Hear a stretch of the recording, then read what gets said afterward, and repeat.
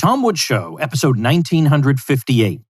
Prepare to set fire to the index card of allowable opinion. Your daily dose of liberty education starts here. The Tom Woods Show. Hey folks, don't even think about missing the libertarian event of the year, the 2000th episode of The Tom Woods Show, live in Orlando, featuring many of your favorites from The Tom Woods Show. And Michael Malice says his special surprise guest, whose identity I myself don't even know, will bring the house down. Cost nothing to attend. Register at tomwoods2000.com.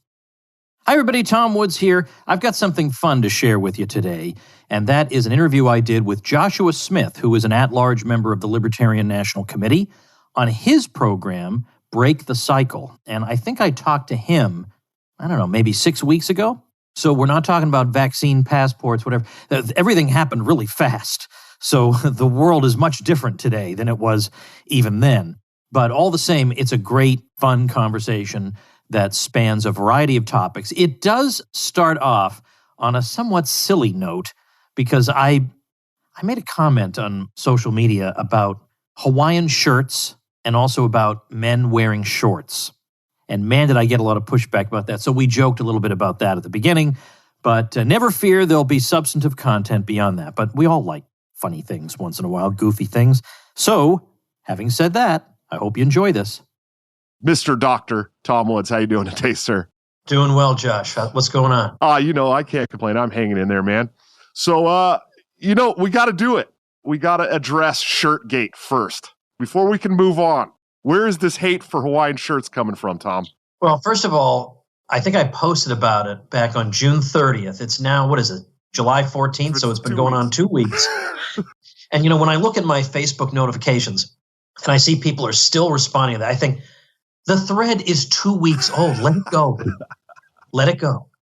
Now, the thing is, I did actually, if you can believe it, there are, and I don't blame libertarians for this. I think this is probably true of any group. You always find 2 or 3 humorless people who really, really took this personally, like an attack on them. Look, I don't care what you wear. Wear whatever you want. I don't care. It's just my opinion. Okay? What difference could that possibly make? And I had people saying, I wish I had the kind of time he seems to have to be worried about what other people are wearing. And I thought, well, first of all, it took me 5 seconds, so I didn't need that much spare time to type out that Facebook thing. It's just crazy. But yeah, I'm anti-Hawaiian shirt because I think where it originally came from, though, is back from my workaholic days. In my workaholic days, I hated going on vacation because I thought it's frivolously spent time. Think of all the productivity I could be having and think of all the accomplishments and all the work I could be doing. And so I would be surrounded in these areas where we would go vacationing by people wearing Hawaiian shirts who just symbolized for me the lazy, frivolous bum and all that. And so I think it kind of stuck in my head from my jerk days. Now I am addicted to traveling more than work. So you would think I might have lightened up a little bit on the Hawaiian shirt people. I just can't bring myself entirely to come around on it, though. We got to get you some really cool Hawaiian shirts, like some graphic. No, that's not happening. Because if you say that, people are going to send them to me, and that's going to make me feel bad because I'm never going to wear them. That's not ever going to happen. Never. You know what's going to happen at your celebration, right? You know everyone's showing up. So one of my daughters, I can't remember if it was the 11 or the 16-year-old, but one of them said, 16-year-old, Veronica, said, well, you should tell them that you really, really hate large inflatable rubber duck floaties for the swimming pool because maybe they'll also show up wearing those. Like basically make them look as ridiculous as possible. She says, by claiming you hate all these various things, maybe they'll show up looking even more ridiculous. And I thought, ooh, this kid's clever. Yeah, that is smart. That's smart. You could get people showing up. You could get people showing up in the dildo butt monkey costume from the UK the other day, man. So would you say that it's not enough to be simply pro pants? We must be actively anti shorts. All right. I'll say another. So you're also, I don't know. I mean, for all I know, you're wearing underwear there, but I'm sure you're going to assure me that it's shorts. It is. Yeah. I wore shorts for a long time. And so I said recently that men don't wear shorts, that you're not 12 years old anymore. Nobody wants to see your legs. And then I got like 3 women saying, I want to say that. Well, that's what the internet is for. All the legs. But then I started getting photos of there's Ron Paul wearing shorts. And all right. when you're Ron Paul, you can wear shorts. And that was just my opinion. That I feel like a little boy when I'm wearing shorts. I mean, that's just over. I used to wear them. So then again, now it's like I don't know why people give a shit, like why do they care so much? I had people saying to me, oh, so I suppose I'm supposed to show up to my construction job wearing a suit and tie. So Josh, are those the two options? Either shorts or a suit and tie? We have nothing in between. It's shorts or a suit and tie. It's my view. I don't go for this whole crazy thing where men have to wear a jacket and tie wherever they go. If you're at Porkfest walking around a campground in a coat and tie, you look like you're wearing a costume. You look ridiculous. You shouldn't do that. I'm not saying you always have to wear a coat and tie. Look at me. I'm not wearing a coat and tie. I think it's a bad look for men. That's all. Fair. I'm a big fan of cargo shorts. You can hold more magazines that way. Those pockets are not made for your fiance's lipstick and stuff. They're made for magazines. But we got some super chats. I just want to shout out Elijah Marquez. He can only assume that Tom is wearing his beloved cargo shorts in the artwork as well. Timothy Halpenny finally caught a live video. Thank you, sir. And Nick Ashley asks Tom if he'd rather have a beer with Nick Fuentes, Nick Sarwark, or Nick Ashley. Okay. Am I embarrassing myself by saying I don't recognize the name Nick Ashley? No, he's just a Twitter shit poster. It's fine. He's like the greatest Twitter shit poster, but I mean, he's a Twitter shit poster. All right. Well, then it would be him because I'm not interested in the other two. Fair. Actually, the channel members of my YouTube channel, one of the custom emojis that they get is actually a picture of Nick Ashley, like hand drawn by Top Loft. It's pretty cool. But anyways. So Nick Ashley can be consoled and comforted knowing that he won this contest by process of elimination. Sure, absolutely. Best possible way. Absolutely. All right, we're going to get into some more serious stuff here. We had to address Shirtgate. It was very important to my viewers. I mean it. Everyone was asking. I think we've cleared it up now. Everyone gets it. So, Tom, let's talk. Something I've never really listened to or heard much from you is, how did you get involved with the Mises Institute? How did that come to pass? I was a young pup when this happened. I was a student before. I mean, we had email, but we didn't really have, I don't think there was a Mises.org website. In fact, I'm certain there was not. It was 1993, and I think it was in Reason magazine or one of these magazines where I saw a print ad for the Mises University program. And I thought, well, this sounds really interesting. I mean, what a nerd. This sounds interesting. I could spend a week of my summer studying economics at the Mises Institute. And so I went, and it was unbelievable. And the thing is, I wanted to learn everything I could. So they mail you some books, and then they give you some recommended articles in scholarly journals, but they're hard to track down. They're not as hard to track down in the age of the internet, but they were hard to track down then. But I had access to a really great university library. So I started tracking down these optional readings and photocopying them and reading those. I mean, I was such a nerd. I had read everything by the time I showed up for that thing. And it was such a great experience. The students I met were great. The faculty, some of them are still teaching at Mises University. I mean, Walter Block's almost 80 now, but he was there. Murray Rothbard gave the opening lecture, and I got to meet him. That was the first time I ever met him. So yeah, you go to a Mises University with Murray Rothbard, that leaves an impression. And, these days it's fashionable to be anti-Rothbard. I'm telling you, this is like anti-Ron Paul. Like no normal person in the libertarian world is anti-Rothbard. Because you wonder, have you read any of his books? I mean, what's wrong with them? I don't see what's wrong with them. It doesn't mean you have to agree with every single point. He was a pioneer. Maybe he will make some mistakes. But man, was he productive, and his enormous output. I mean, I don't know if it's envy or pettiness or what. But anyway, even though it's fashionable today to be anti-Rothbard, I'll tell you, he was surrounded by students everywhere he went. Everywhere he went, he was surrounded by them.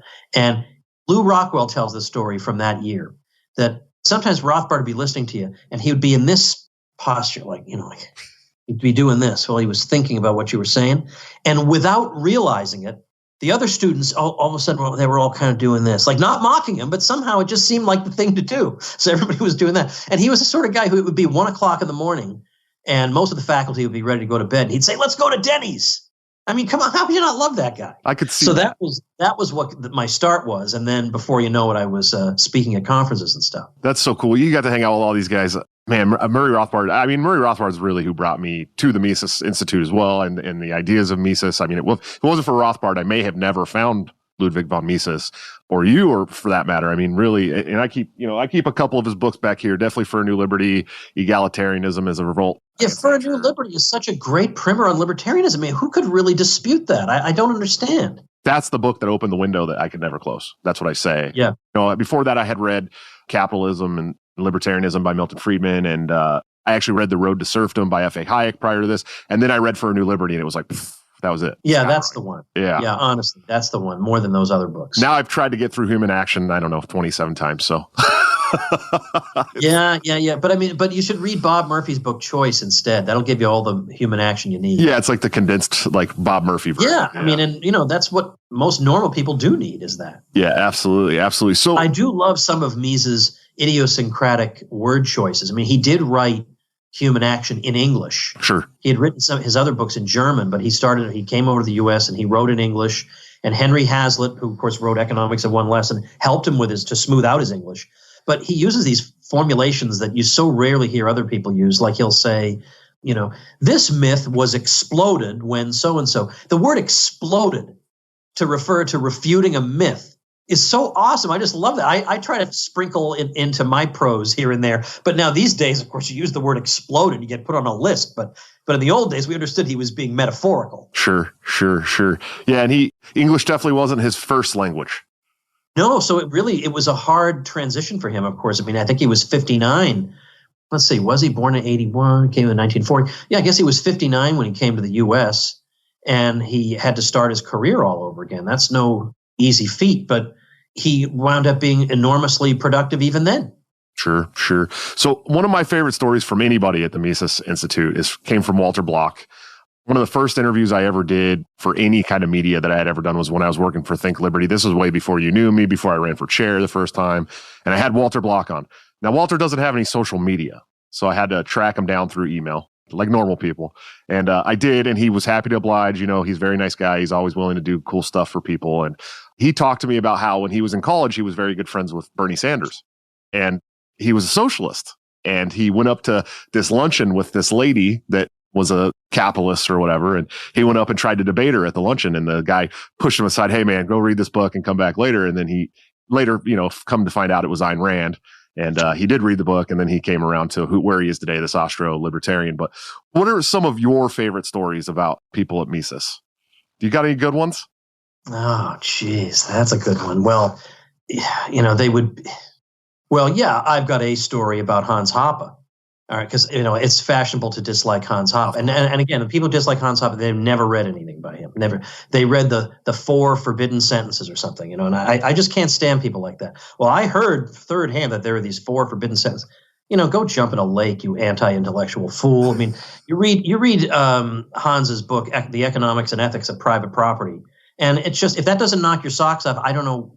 Maybe you're not understanding it. I don't know, but that's a brilliant book, as is A Theory of Socialism and Capitalism. Anyway. Well, I'll put it this way. I don't want to name the name because I don't want to start fights, especially not, like 16 years after the offending thing happened. But somebody kind of on the outskirts of our circles wrote a fairly mixed to negative review of my Politically Incorrect Guide to American History. Now, that book sold really well, and most books make the author no money at all. People have this impression that you write a book and you retire. No. Almost no book makes the author any money at all. This book made me a lot of money at that time. I've since burned through all of it, so don't come looking to me for being a benefactor. I burned through all that money years ago. But the one extravagance I allowed myself back in 2005 was I bought a BMW, okay? And I had that thing for 4 or 5 years. And then I had enough kids that we couldn't fit them all in the BMW. So I had to move into the minivan world. Then I got back, I realized that they have an SUV that could fit 7 people. So anyway, but that doesn't matter. The point is, I bought this car. It was great. So anyway, one day I had dinner with Hans and 1 or 2 other people, and I showed him the car when we got to the restaurant. And we started talking about this review of my book written by this guy that we don't really care for. And Hans's response, he said, you should say to him, "What kind of car do you drive?" That was his response. Okay. It's great. I had Stefan Kinsella on the show last night. He's such a sweetheart in person too. He gets this bad rap online, but he told me the story. I didn't realize it was Michael Malice that gave the helicopter to Hoppe at the Mises event in New York, and that Kinsella was the one who took the picture with him. I totally forgot about all that. So he told me that whole story, and it was hilarious. Hoppe's hilarious. He's not really up on all the meme culture that surrounds him, but he sounds like he's a pretty funny guy. I suppose you saw the story by Stefan recently about, I guess he was driving around with Juan Fernando Carpio, and they called Hans. And I guess at the moment he called, Stefan started choking on an M&M. And so Hans was having trouble hearing and understanding him. So Juan says, Stefan is, an M&M went down the wrong pipe. And Hans says, Stefan, call me when you are not choking. And he hung up. That's hilarious, man. I just can't imagine. He seems like a really funny guy, man. Somebody wanted to know from you. So who do you think the most effective libertarian today is concerning real change and freedom in America, at least, but maybe the world too? Oh, geez. As soon as I give an answer to this, there'll be people telling me, oh, what about so-and-so? And they'll all be right. They'll all be right. I'm very bad at superlatives. Who's the best this, the more effective, most effective that. I don't know. I mean, I think some of the ideas that John Bush has with his freedom cells have a lot of potential. Obviously, there are a lot of Bitcoin people doing valuable work. I mean, we need some educational work done. That's true. But in terms of actually making real change, well, also Michael Bolden of the 10th Amendment Center has made it possible for people to talk about at the state level actually resisting some of the things the federal government is doing and actually taking back liberties for people. So those are all great things. I think Michael is a wonderful example of somebody who just took the bull by the horns. He was one guy working out of his apartment, and he believed in certain ideas. And then, what do you know? But then Connor Boyack is doing incredible educational work with his children's book series, the Tuttle Twins. Oh, sure. He's got an animated series he's working on, and he's got books for young adults. And he's probably, I don't know what his age is now, but he's got to be 15 years younger than I am, at least 10 or 12 years younger. And he's on his 29th book. What? Yeah, that's why we have all the Tuttle Twins books here at the house for our, 70,000 kids that we have here in the house. So I just gave your history book to my daughter and told her she needed to check it out. And she also, she has for New Liberty, the big, huge version. I got her the big, huge version. She hasn't read it yet. And I also just gave her Jordan Peterson's 12 Rules book and said, this is probably one of the most important books. But I totally agree with you. I mean, Michael Bolden I don't think people understand the work that Michael Bolden does sometimes. Even some libertarians don't really understand how much work that guy does. I mean, when it comes to legislative season, that guy he might as well be he's actually writing legislation for people. Well, the 10th Amendment Center produces these amazing draft legislation templates, basically, that legislators across the country can use in their states. So the hard work is done. And that's half the battle sometimes. And Michael does that. So, yeah, I contribute pretty substantially to them every month just because what they produce is tangible. Sure. And what I produce is actually not that tangible. That doesn't mean it's not useful. I mean, it's like when Coca-Cola runs an ad on a billboard, I'm sure that does something, but it's hard to know exactly what. Like I have people saying that, you converted me from such and such, and then they went on and wrote a great book, and so I indirectly contributed to that. But somebody like Michael Bolden, like we can say in Missouri, this Second Amendment Protection Act, or whatever the wording of it is, this is from him. He basically led that charge. So I found out that apparently I'm the biggest monthly donor to the 10th Amendment Center. So apparently I've gone way overboard, but that's how much I respect him. Tom, I'm going to address some of these super chats. What are your thoughts on what's happening with John Schaefer? He was great on your show last year. Yeah, well, I helped to get him his lawyer. So, I was contacted by somebody close to him saying, he's not sure what to do and he needs representation. And I said, I think I can find somebody who would do it for him pro bono. So I hooked him up with somebody, and my understanding is that they are working together. But then that person stopped being able to get information about the case. So I don't exactly know what the status is, but I know that the whole thing is absurdly overblown. And, of course, his career is ruined. The rest of the band, because they're all cowards, they all abandoned him. His band, Iced Earth. And then the other guy he worked on with Wizards, and I can't remember what it's called, but the band he had with Hansi Kurtz, well, Kurtz has abandoned him too and denounced him. So his life's ruined, his career's ruined. And I mean, there really isn't anything else I can do for him other than get him a free lawyer. Sure. But yeah, I don't know exactly what the details of this very moment with him are. Sure. Stitz4, thanks for the super chat shout out. He said, Josh told me he'd give me an ebook if I gave him $5. Not sure where he gets all of them. So let's talk about some ebooks here. You're like the king of ebooks. Now, I've actually created a landing page where you guys can send your email to, because I intend to start putting out ebooks. Now, they will be nowhere near as good as Tom's ebooks. Do you ever make money off these ebooks at all? Or is this all just charity for the movement, man? Oh, my goodness, Joshua Smith, do I have to take you from naive La La Land into the harsh reality of money making? Okay. So the strategy behind the ebooks is it's multifold, let's say. So number one, it gets my name out there because everybody's favorite word is free. Sure. And if people can get a free book or a free video or something, they like it. So it's a way of getting my name out there. It also advertises my podcast because not all, but some of my ebooks are repurposed podcast episode transcriptions. So I'll take the episodes I've done on healthcare, get transcripts of them, bundle them together, and release it as Your Facebook Friends Are Wrong About Healthcare.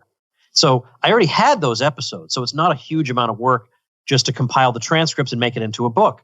And so at the end of each chapter, I say, if you enjoyed this chapter, well, I'm producing material of this quality every single weekday at this link.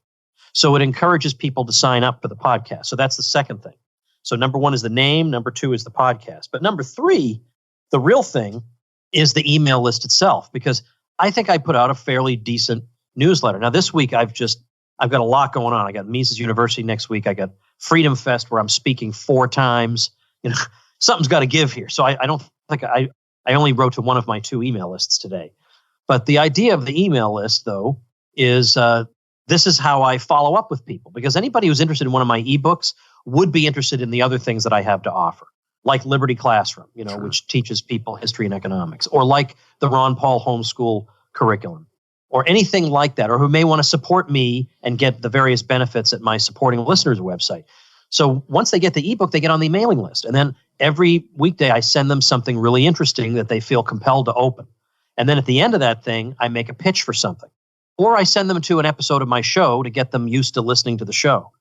But the idea of that is, if somebody objects to that, like, hey, you're pitching me something at the end of this email, then get off my list. I don't cater to commies. I'm not interested in that person. Because in the same way that we don't begrudge an AM radio host who spends an hour talking to us and then takes 7 minutes to run through some ads. We don't turn off the radio indignantly and say, I'll never listen to that guy again. No normal person does that. Well, that's the same principle with email. That is the business model, is that you give away something for free. Even though the newsletter itself is free, that's often not enough to get people to sign up. You have to give them what Bob Bly calls something free on free. You got to give them a free book to get them to sign up for your free mailing list. I don't know, because most people don't want to get email. That's until they get my emails. Then they say, wait a minute, I guess on second thought, I do want these emails. But that's the model, that you give them something they really want. And I've come up with some pretty darn good ebooks. Like, for example, I came up with one that's particularly appropriate these days because I keep seeing left libertarians saying that the Squad are the best libertarians in Washington right now. The Squad would be AOC and her colleagues. Of course. So I wrote an ebook called AOCiswrong.com. Oh, it's called AOC Is Wrong, and the website is AOCiswrong.com. What's interesting about that one, by the way, is when I reserved AOCiswrong.com, she wasn't yet being called AOC. That happened a little bit later. That was just a guess on my part. I thought, well, I'm not going to say Alexandria Ocasio-Cortez. That's too long. So I just abbreviated it, and it turned out to be the abbreviation she started going with. So I own AOCiswrong.com, and it just goes through all the areas where she's wrong. But yeah, that's the model. I give away something people really want, and people do want to see, even though they kind of know how to answer her arguments. They don't necessarily know all the facts and figures, Sure. But I got them. And so then in return, they wind up on my mailing list, and then, frankly, I sell them things. But the thing is, you don't have to buy anything. If you don't want anything, don't buy it. Same with when you listen to the radio. You could listen to Rush Limbaugh for 50 years, never buy a single thing. It doesn't matter. You can keep listening. True. I've never woken up in the morning and saw Tom Wood's email in my email folder that I was upset about getting. Thank you, Jim. That's exactly what I'm shooting for. Yeah, I usually wake up and I'm like, ooh, new Tom Woods email. I feel that like most of the people on your list feel that way. We all get really excited because it's not a short email. I mean, you usually have this really nice long email. It's a nice thing that we all get to read. It tells I work on it. Yeah. It's work. Yeah. Thankfully, right now, my fiance does most of the emails. So, well, that helps. See, right now it's the summertime, and that means that during the day I can be spending time with my kids more than I can ordinarily be spending time with them because they don't have any schoolwork. And every once in a while, the email just, doesn't happen. Sure. But that's the nice thing about running your own thing, that if that doesn't happen, nobody can fire me. Right. It's my thing. I just chose to forego whatever benefit I might have gotten from writing a newsletter that day because the benefit of being with the kids outweighs it. Sure, absolutely. Rich Clark, thanks for the super chat, $10 super chat. He said, Tom's legs are unreasonably hot right now. If only there was a market solution for that. Jeez, they're never going to let you live this down, ever. No, they're not. By the way, if it matters, because I'm being comfortable around the house today, I'll let you know what I've got on. Uh-oh. Here we go. I just have like sweatpants on, just like ordinary, like exercise style pants right here. Yeah, look at that. Tom's showing off that. I got pants like that too because I live in the Midwest, Tom. You know what I mean? So like in the winter, shorts just don't work. I point this out just so people don't think I walk around my house in a coat and tie. I don't know where they're getting this idea. Top Lobster's the guy who does all the art for the show. He's the one that drew that wonderful thumbnail of you. He said, you're indirectly responsible for him drawing me. He told me a story that he was very frustrated with the sales aspect of his artwork. And you were the one who told him to listen to Adam something, and it changed his whole perspective. So, it might have been Ben Settle, but no, Adam Schneider. Yeah, yep, that's who it was. Because Adam Schneider is a Mises Caucus guy. Yeah. And I think he designed the Mises Caucus merch store. And he's just an absolute expert at coming up with designs that sell on Etsy and Amazon and stuff. And I even paid for my own mother to get 2 hours worth of consult with him. So he really is great. He's a good guy to get to know. Sure. He's stuck in Canada, poor Adam. Oof. So he hasn't been able to see the sun in like a year and a half. Sure. Well, let's talk about geography a little bit. So you're Florida. You're a Florida man. How has it been for you? I mean, during this you've written extensively on the COVID stuff, but how do you feel about like DeSantis and the way he's run your state and stuff like that during all this? Well, I mean, at the beginning, he did lock us down for a while, and he's admitted that was a mistake, and very, very rare for a politician to admit that's a mistake, because Trump can't admit that it was a mistake. He refuses to admit it, but DeSantis will admit it. So, that's at least something. But yeah, I remember my county had curfew. A curfew? Like, what does this have to do with a curfew? Like, what does that have to do with anything? If anything, that means that people will crowd together even more during the hours when they're allowed to be out. I mean, why are you doing this? It doesn't even make sense. So that was annoying. And in fact, the first place to really open indoor dining, I'm pretty sure, was Georgia, not Florida. I had not been indoors eating a meal for a month and a half. And now I know there are a lot of people out there, they rarely go out to eat. They make all their own meals. And those are wonderful, salt of the earth people. I cannot be those people. Okay. I prepare some of my meals, but other times I'm a lazy bum and I want somebody else to serve me. Okay. And so this was making me crazy. I mean, dining out is one of the pleasures of my life. So when Georgia opened up this much to let restaurants have dine-in customers, Jenna and I got in the car, drove up to Atlanta and spent a week there. Just eating at restaurants that were open. And it was a sliver of restaurants that were open, but there were some. We went to a Morton Steakhouse. That was the first place we went to after the craziness. But then also we went to a Waffle House. And we went to a Waffle House at like 3 in the morning. Because there you go, right? I mean, they're open. Come on. And it was so weird. You were supposed to place your order and then stand outside and wait. And then when your food was ready, they would let you come in and sit down. And I remember this, and I think I've been to Waffle House at 3 in the morning more times than I care to recall. But I'll just never forget that night. Although actually, no, this may have been in Dallas. We were going around looking at all the different places that were slightly opening up. We were taking trips. So we went to Dallas. That's where we went to Waffle House. Texas was opening more than Dallas was, because as usual, the cities are run by leftists. But I'll never forget sitting down at that Waffle House and hearing the poor cashier saying to a customer at the register, "Sir, you're bleeding." And I remember thinking, working at Waffle House at 3 in the morning must be rough. Yeah, could you imagine? We always leave big tips. Of course, as you should. I mean, it's Waffle House. Those people are not making very much money, and they work their tails. There have been times when I don't know how they must be exhausted at the end of the day. So I love to surprise them with some huge number on the receipt, but I've already left. So because I don't want them to tell me I'm great or whatever. I mean, I just want them to have a happy life. Sure. There was one time they tried to chase after me to say thank you, which I appreciate, but it's just awkward for us both. So I do. And also my kids appreciate that. Sure. We were at a Denny's once, and at Christmas, we have this thing called the Christmas tip. And that means that we go out to dinner, but it has to be a place where it can't be a fancy place. Because some fancy places, the tip is going to be $100 just doing 20%, you know? Sure. So we go to like a Denny's, you know, where a lot of people will hang out. I don't want to mention particular demographics, but I'm talking about old people who will go and leave like $1.12 as a tip, you know, like it's rough. And so we'll go there and leave $100 tip. And that's called the Christmas tip. We do that every year. And one year we did it, and we hadn't left yet by the time the waitress realized it. She was carrying a tray. She saw the amount of the tip, and she dropped the tray. Oh. And the kids have never forgotten this moment. And she came over and told us what a lifesaver this was. And I remember thinking, my gosh, that's hard. Yeah. To be in a spot where that one act of kindness is the difference between barely hanging on and disaster. Sure. Yeah, it's crazy. It's crazy how many people are $100 away from being homeless. You know what I mean? Yeah. $100 away. And I kind of got us off on a tangent, but the nice thing about Florida, though, was that as it did start opening up, I could start resuming doing things I liked again. So I did see Rob Schneider do stand-up comedy at a venue that I like very much, the King Center in Melbourne. And then I did get to see some live music, which has been good. You know, and also I've been able to go to plays. I love the theater, and I've been able to see a couple of plays here. It's amazing to think that during all this, some people were rehearsing for a play. How is this possible? But in DeSantis's Florida, it was possible. Sure. But it's been in a way bittersweet because at the same time, it's hard not to be reminded of all those people who would desperately love to see a play or go to a movie or do all the things that I've been able to do, but who can't do it. Sure. So on the one hand, I want to cherish these wonderful things about life, but I also want to remember other people who are not having the same fortune. Sure, absolutely, absolutely. I agree, and living in Iowa has been pretty nice too.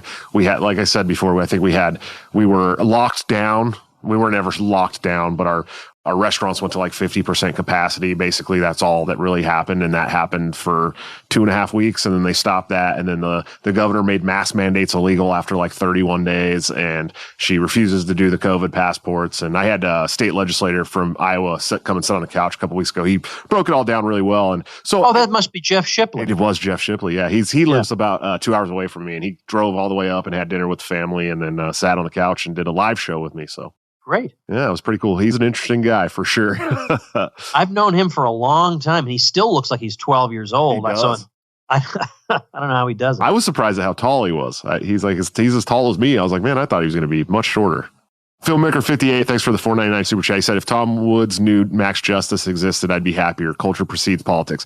My friend does a superhero web series on YouTube that's actually really cool called Max Justice, and it's libertarian stuff. So let's see. Voluntarious, the comic series. So excited for Tom Woods 2000. See y'all there. Taxation is theft. I'm sure. Gee, I wonder who that is. You know who that is. You know who that is. Shannon Lee, thank you for the $10 super chat. Would Tom vote DeSantis if he runs for governor again? Also, scale from 0 to 10. How scared is he of Malice's appearance at the 2000th episode? All right, let's go in reverse order. Let's start with Malice. I don't know who this guest is. I don't even know if it's a person. I don't know if it's a human being. It could be an animal. With him, I don't even know. It could be an inanimate object. I don't even know with him. And we all know you can't rule out anything with that guy. Nothing. I've had some people suggest possible names. I just don't think any of them are true. And the thing is, I don't want to say any of them because then that'll spoil it if I accidentally happen to be right. I will say that I texted him the other night to say, I'm starting to write out the plan for the evening of the 2000th episode. And I just want to know, do you have any preference for how far into the show your segment appears? And he says, no preference, but just want you to know I will steal the show. Of course he will. Of course he will. What's your favorite thing? What's your favorite thing about Michael Malice? Yeah, no, I'm not answering that anymore. I had to do it. Yeah. I told somebody I wasn't going to ask that on my show anymore until I control Michael Malice to come on Break the Cycle, because he's he's going to big time me for a long time. I'm sure it'll take a while before I can actually have him on the show, but I've asked Dave Smith that and all kinds of people on the show. I always ask him that because it's always a question somebody wants to know. Yeah, I know, but I refuse to do. I've done it too many times already. But then with DeSantis, well, if my choice is DeSantis and a clone of the other candidate we had last time, then yeah, I would vote for DeSantis. If there's some libertarian who thinks I'm not pure enough because of that, you have to be out of your mind. Yes, I know he's wrong on X and Y and Z. I know that. But on the issue of our time, he stood up not just to Fauci and the president, whatever. He stood up to the whole world, practically the entire world. So the entire world has had to go out of its way, make a special effort now to pretend Florida doesn't exist, to keep saying, well, we better go back into lockdown because so-and-so. They have to really try now because the very existence of Florida shows that that's not so. That. If there are people who say that Alexandria Ocasio-Cortez is the most libertarian member of Congress, they're going to criticize me for voting for DeSantis. Right. I don't know what to say. I've seen a so-called pragmatist libertarian say, yeah, I have my disagreements with her on some economic policy. Like that's just some side thing. The economy is just profits, and we know that's just dirty. I just don't understand. We started calling them what Lou Rockwell calls them now, regime libertarians. Yeah, because they're just wrong on AOC is wrong on everything. I'm sorry, she's wrong on everything, and they'll say, oh, but she's good on immigration or whatever. On everything you can imagine, every bad trend in the country, she's encouraging. Every bad trend, she's encouraging. It doesn't matter if it's economic policy, monetary theory. She's promoting a hideous monetary theory. She obviously knows nothing about it. If it's energy, the great Alex Epstein testified recently, and she was there, and he just absolutely leveled her, laying out the facts, saying, you are going to keep these people poor.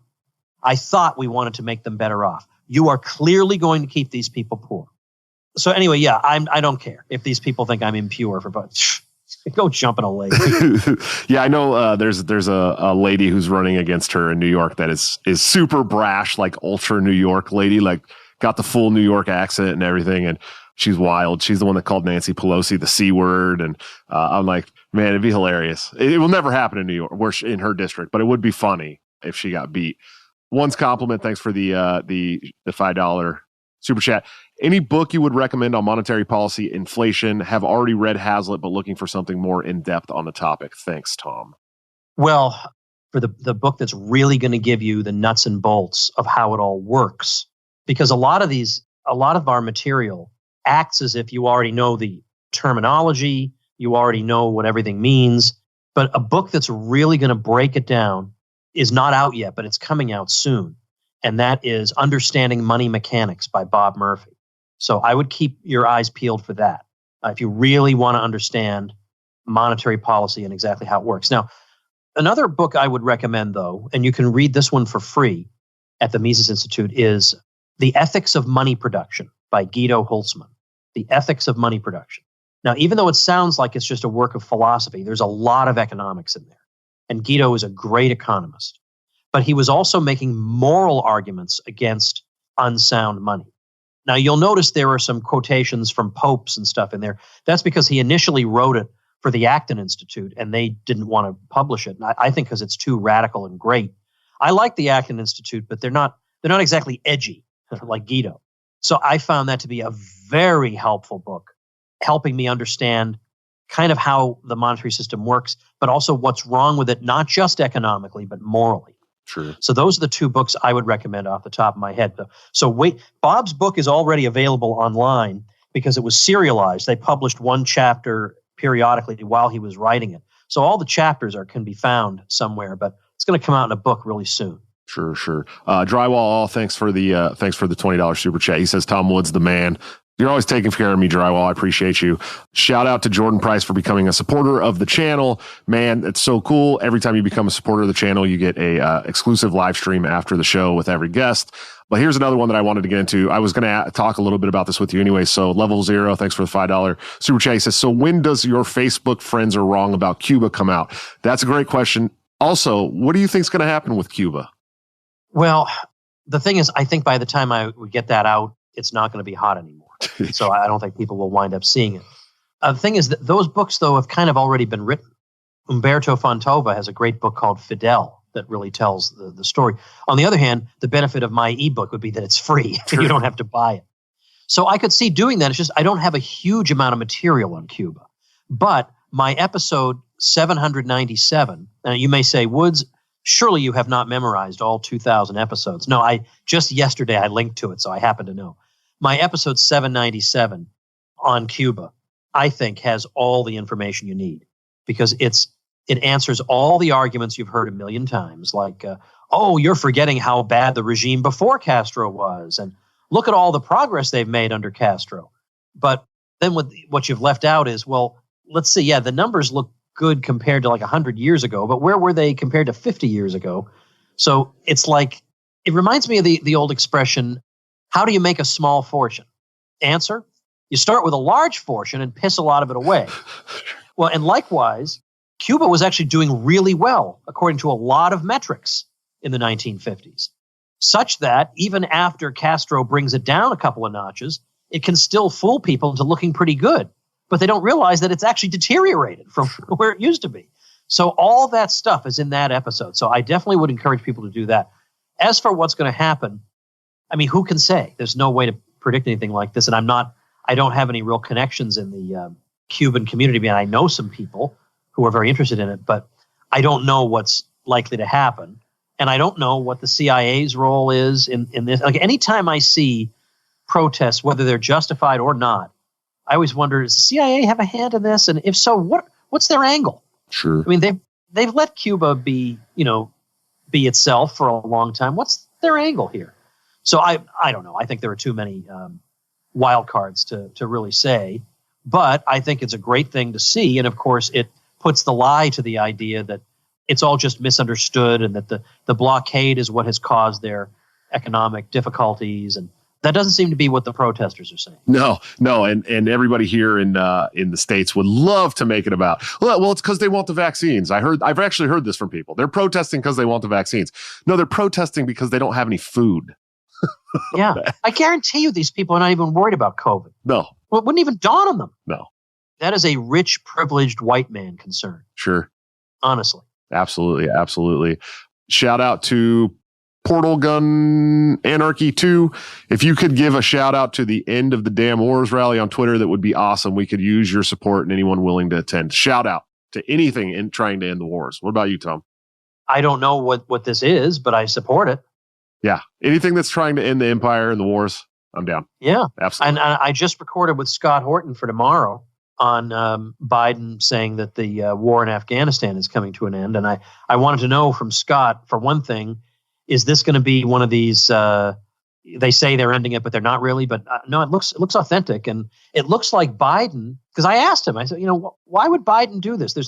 There's no real anti-war constituency out there. And as the past couple presidents have shown, just inertia on Afghanistan seems to let you just coast through. So why did he do it?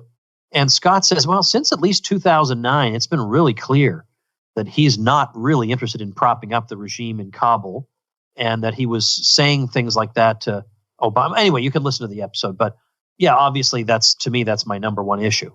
Sure, yeah. I think if you want to be a staunch libertarian, especially in living in the empire here, that's got to be your number one issue. It's just got to be, before all the culture stuff, before, the drug stuff. The Fed goes hand in hand, obviously, but it's got to be the number one issue. I mean, could you imagine not looking at that and then going, well, we got to worry about trans rights before we worry about ending these damn wars? It just doesn't make any sense to me.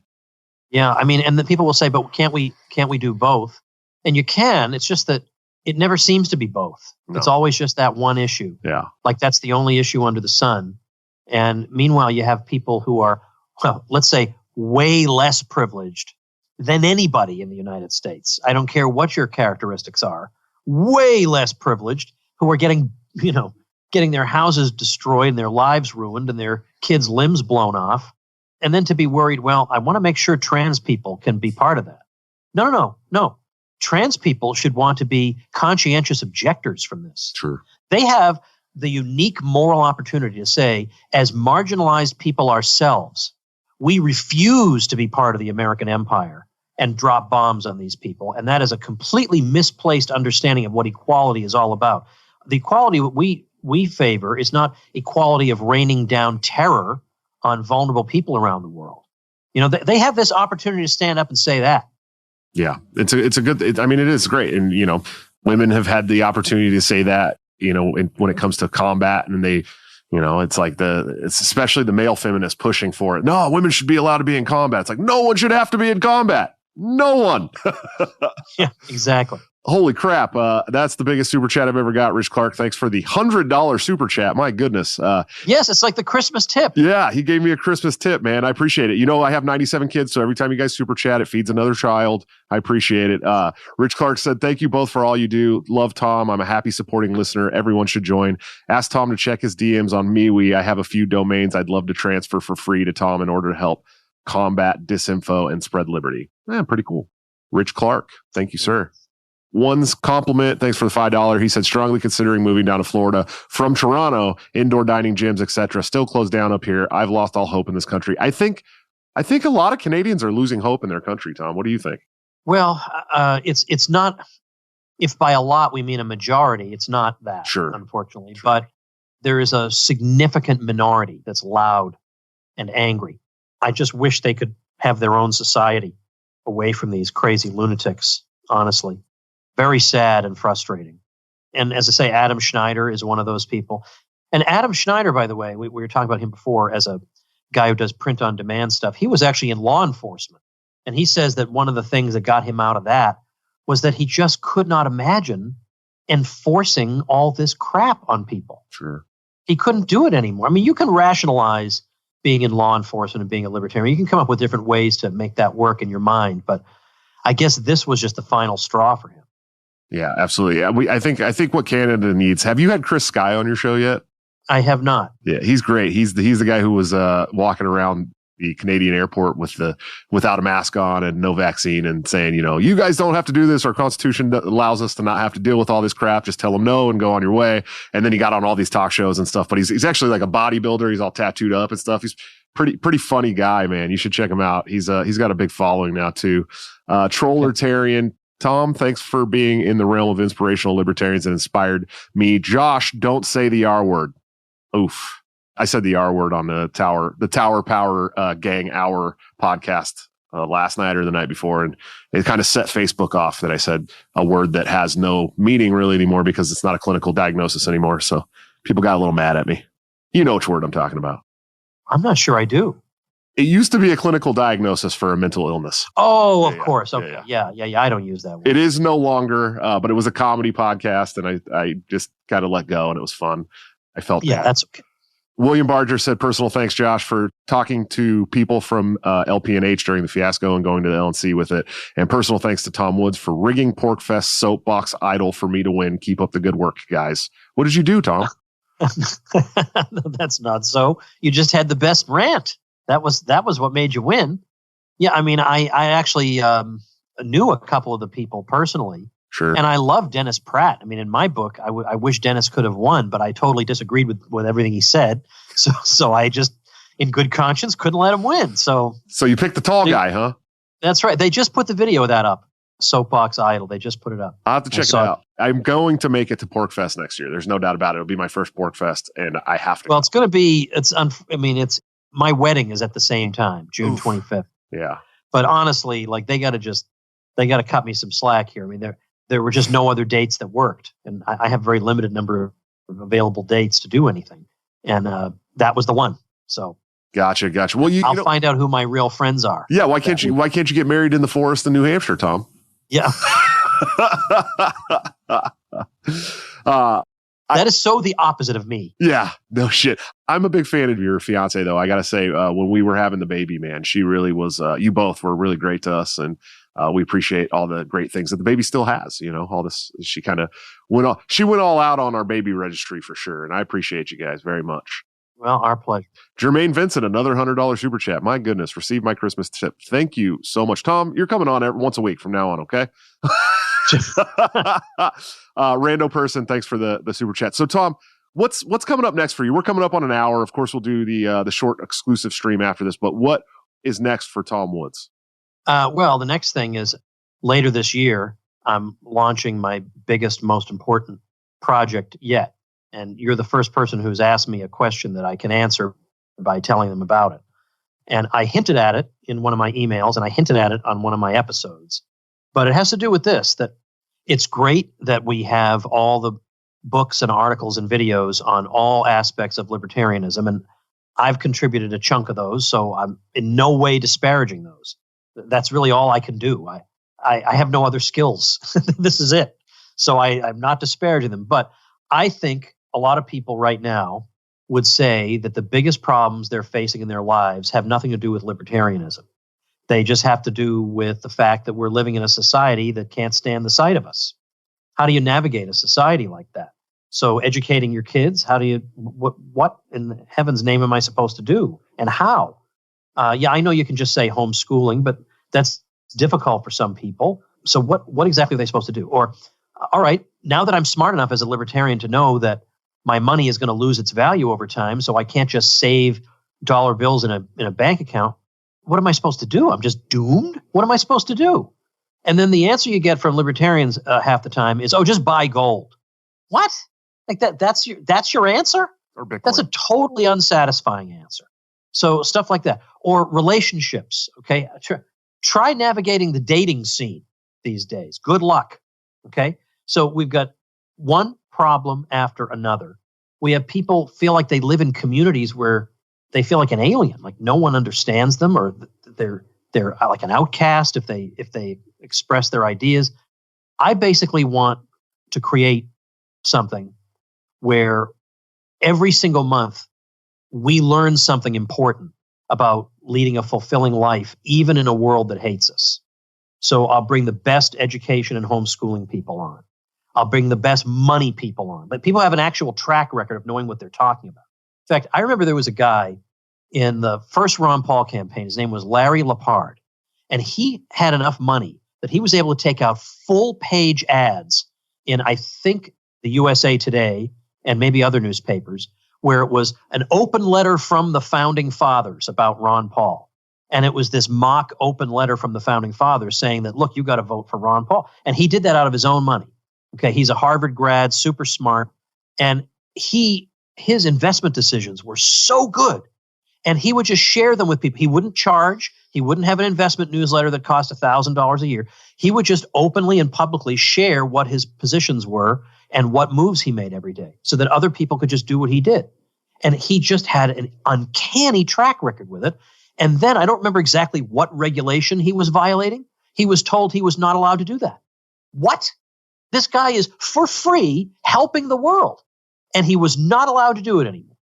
That's the kind of guy I want to pluck and bring onto my system and talk to my folks. Or even people thinking about relocating. You know, okay, well, what are some good places to live? I know people all over the country who can help you do that and make these decisions. So in other words, it would be not a school of libertarianism, but more of a school of life to be able to navigate a world that is hostile to us, where we feel like outcasts, but where now, with the help of this community and the resources and the genuine experts that I'm going to bring on, little by little, we can make things better and better and more prosperous and successful for us, both not just financially, but spiritually and emotionally and just the satisfaction we derive from life, I think will be enhanced by what I'm launching. Well, I love that, Tom. I think that's a great thing. I had Patrick Smith on the show a while back. He's the host of Anarchast and Disenthrall Media, and he does a bunch of stuff with Anarcho Polko. One of the most important things that I've ever really had anybody on my show say to me was, I said, what do you think's the best way to further, our goals and make a better society? And he said, you got to start with yourself. He said, you make yourself better, you enrich your life, and then your community will watch that and they want to do better. And so any way we can do that and make everyone better, that's a great idea, Tom. Absolutely. So I'm very pleased about that. Yeah, definitely. Please let me know what I can do to help out. I will. I'm not the smartest guy, in case anybody's wondering. I'm not one of these scholarly guys like the rest of the people I have on the show. I'm just a blue collar working guy from the West Coast, but I do read all your books. Thank you. Rich Clark, thanks for the super chat. He says, you're not just an outcast, you're an extremist. Drywall again with another $20 super chat. Tom, where can all these wonderful people find you and support you at? That's a good question. Well, of course, I would like to send them to one of the ebooks, wouldn't I? As you should. Yeah. So let's do aociswrong.com. Go there.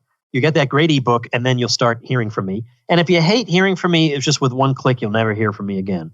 And, every once in a while, somebody gets on that list somehow, I don't know how, and they're unhappy and they disagree with me. So I don't know why they subscribed in the first place. And they have to, in all caps, tell me that they demand that they get unsubscribed. Now, by law, all such emails have an unsubscribe link at the bottom. So there's no need ever to announce to me that you want to unsubscribe. Just click the link. So I should just ignore them and just unsubscribe them. But I always respond by saying, all my emails by law contain an unsubscribe link at the bottom. I will click it for you. Yeah. And then that's the last word they ever hear from me. But I don't get that many unsubscribes. Once people are on, they want to stay on. Sure. And there are people that are signing up to be there for a reason. So, Tom, I appreciate the hell out of you, man. You have unwittingly, unknowingly probably been a mentor to me over the last several years. There's several times where I've had to take to heart things that you've said to me, including a private phone call we had not too long ago when I was still debating running for chair. But I do appreciate you, sir, and I will see you here in just a couple minutes for the exclusive stream. Okay. Thank you. All right, everybody, that's going to do it tomorrow. I got Tho Bishop from the Mises Institute, and we'll be talking about some forbidden topics, no doubt. So be sure to join me for that, and thank you so much for listening. Become a smarter libertarian in just 30 minutes a day. Visit TomWoods.com to subscribe to the show for free, and we'll see you next time. Like the sound of The Tom Woods Show? My audio production is provided by Podsworth Media. Check them out at podsworth.com.